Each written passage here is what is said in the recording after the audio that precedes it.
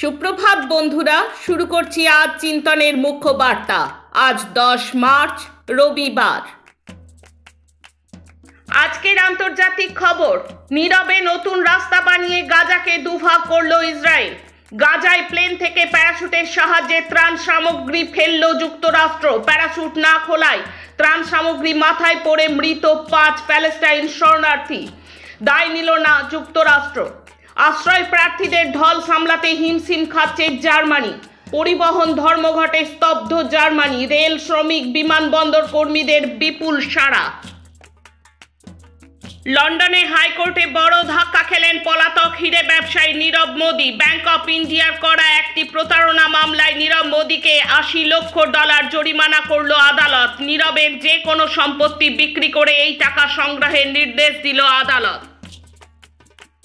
দেশের খবর। হিমাচল প্রদেশের মুখ্যমন্ত্রী সুখবিন্দর সিংহ সুখুর নেতৃত্বে কংগ্রেস সরকারের পতন ঘটাতে মরিয়া বিজেপি। হিমাচলের 6 বিদ্রোহী কংগ্রেস বিধায়ক সহ 11 জন বিধায়ককে নিয়ে রাখা হয়েছে বিজেপি শাসিত উত্তরাখণ্ডের এক বিলাসবহুল হোটেলে।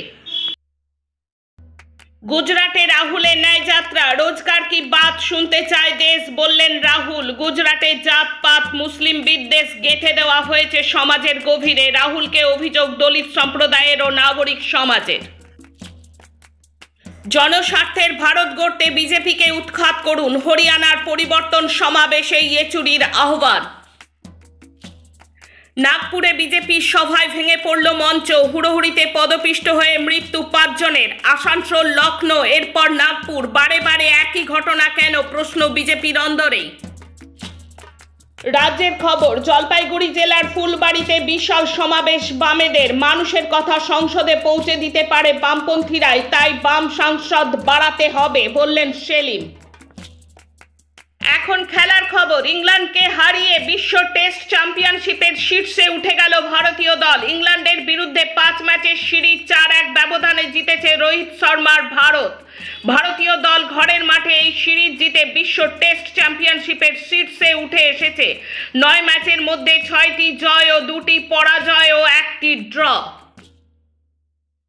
গত সপ্তাহে এতিহাদে ম্যানচেস্টার সিটির কাছে 1-3 গোলে হারের পর উত্তাল হয়ে উঠেছিল ওল্ড ট্রাফোর্ড। শনিবার ঘরের মাঠে এভারটনের বিরুদ্ধে 2-0 গোলে জয়। পায়ের নিচের জমি কিছুটা হলেও শক্ত করে দিল ম্যানেজার এরিক টেন হ্যাগের।